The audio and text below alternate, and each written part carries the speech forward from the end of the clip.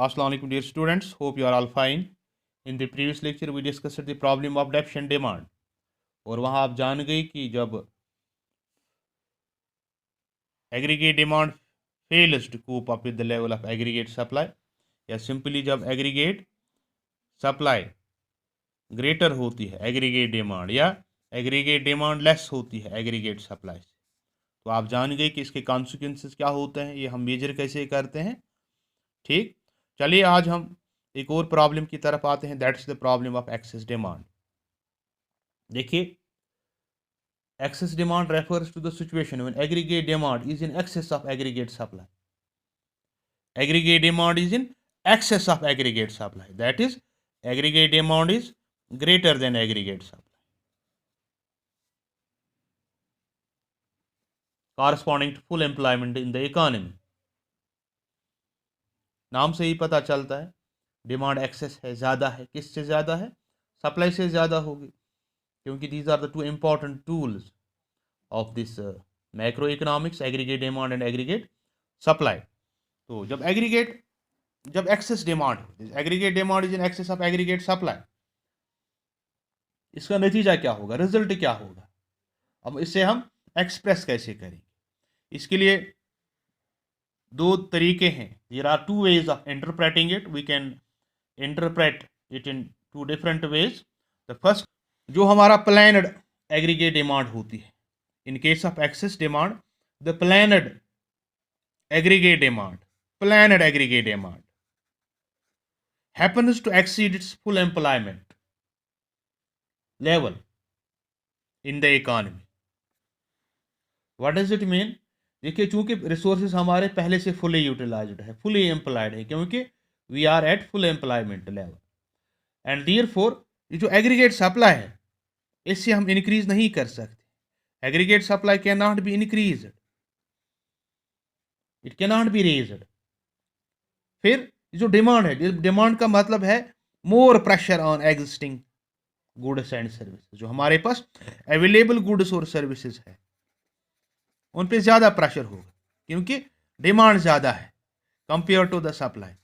इसका मतलब हर एक चाहेगा मैं ही गुड्स हासिल करूं, तो इसका मतलब it will result in price rise.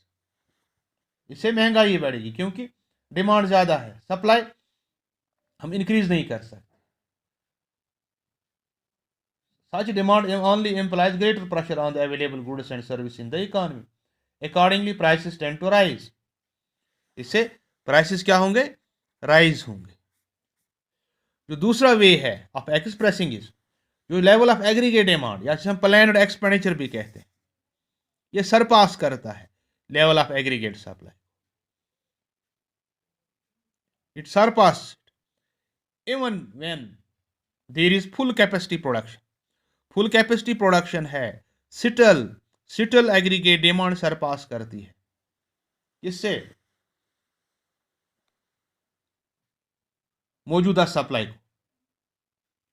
Again accordingly the market value of existing goods and service tends to rise. चाहे whatever the way of expressing, but the result of this excess demand is that it led us to price rise. It tends to raise the price of the available goods and services. ठीक, तो इस चीज को हम diagrammatically भी illustrate कर सकते हैं एक्सेस डिमांड को। तो कैसे कर सकते हैं? देखिए, हमने यहाँ पे एक डायग्राम लिया है। वाई एक्सिस पे एज यूजुअल हम एग्रीगेट डिमांड लेते हैं, एक्स एक्सिस पे हम आउटपुट, इनकम और एम्प्लॉयमेंट, और three mean the same thing measure करते हैं। ये जो लाइन है AS करूँ, first it's rising up to point E, then it becomes vertical. यहाँ तक इसलिए राइज होती है to match the level of output, हम एम्प्लॉयमेंट को बढ़ाते हैं। लेकिन जब हम OM लेवल पे पहुँचते हैं, our resources get fully employed, तो इसीलिए यहाँ से आगे डिमांड को मीट करने के लिए यहाँ से आगे हम सप्लाई नहीं बढ़ा सकते हैं, क्योंकि we have reached the full capacity production, all our resource are fully employed. ठीक, अब देख लीजिए, ये जो कर्व हमारी है, it shows aggregate demand at full employment. Point is full employment level. यहाँ पे OM लेवल ऑफ आउटपुट है, ई पे हम it is aggregate demand at full employment level. ठीक, here aggregate demand and aggregate supply are equal at this point E. लेकिन excess demand में क्या है, here instead of being here we are here,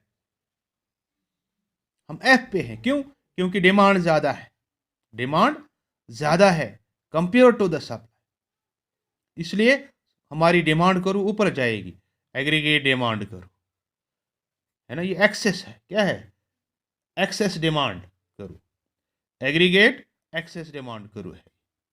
अब देखिए यहां पे गैप बनती है, हमारी कैपेसिटी यहां तक है जब हम इस पोजीशन को सेटिस्फाई करें, लेकिन we are here, we are here, ये जो गैप बनती है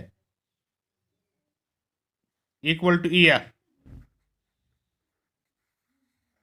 this is excess demand, that's ADF,